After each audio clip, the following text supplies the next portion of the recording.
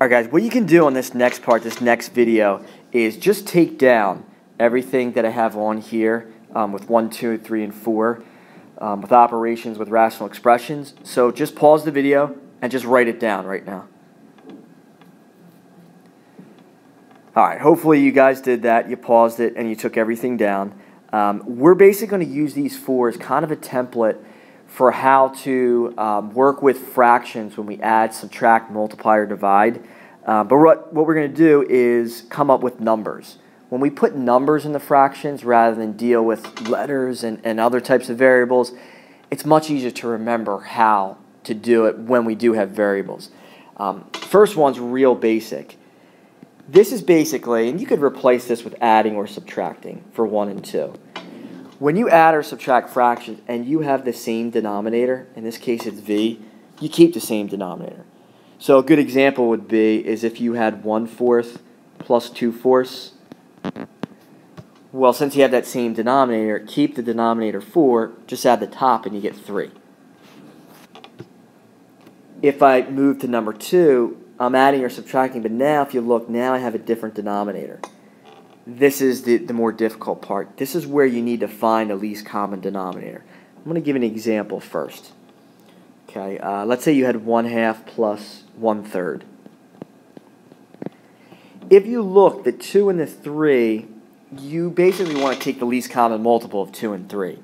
If they don't have any common factors, you could just multiply the 2 and the 3 out, which is kind of what we did here, v times the z. So this is telling me my least common denominator is 6. So I'm going to make the denominator 6 for each of these. Now, since for this one, for 2, I have to multiply this by 3 to give me 6. So I'd multiply this top by 3. So I would have 3/6, which is 1/2. And then for the second fraction, I would have to multiply this 3 by 2 to give me this 6. And I would multiply this top by 2. So 1 times 2 would give me 2. And it makes sense because 2/6 is 1/3. Then once we do that, we can just add the tops together and we would get 5/6 as the answer. All right, but the main thing, I'll even kind of make a note of it right here, you need to find the least common denominator. Okay, if I move on to number 3 is actually pretty straightforward. If you're multiplying or dividing, you do not have to find the least common denominator at all. So if you're multiplying, you just multiply across, right? UW, v times z gives you this vz. So if I gave you an example, let's say I gave you 2/5 times 1/3. I don't have to find the common denominator of 5 and 3. I would just multiply across. So the 2 times 1 would give me 2. And in the bottom, the 5 times 3 would give me 15. And then 2/15 cannot be reduced at all. Okay, number 4, this is where, kind of highlight this, this is the division symbol. If you divide, right, if you have complex fractions and you divide, just remember this, keep, change, flip.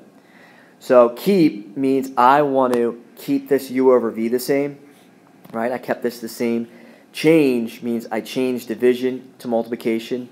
And then flip means whatever I'm dividing by, I flip it. So this becomes z over w. So if I gave you an example, if I put numbers in, let's say you had 1/2 divided by 3/4. Well, I keep the 1/2 the same, change division to multiplication, and I flip the second fraction to 4 over 3. And then you could see you could cross cancel. 2 goes into 2 once, 2 goes into 4 twice, and then you multiply across, you get 1 times 2 is 2, and here 1 times this 3 is 3, and we end up with 2/3. All right, that should be real simple. That should be review for you guys. Remember these rules, all right, because it's going to get confusing. We're going to factor a lot of variable expressions out, like if you look at 3 and 4, but we're always going to go back to those same rules as if we just had numbers within the fractions.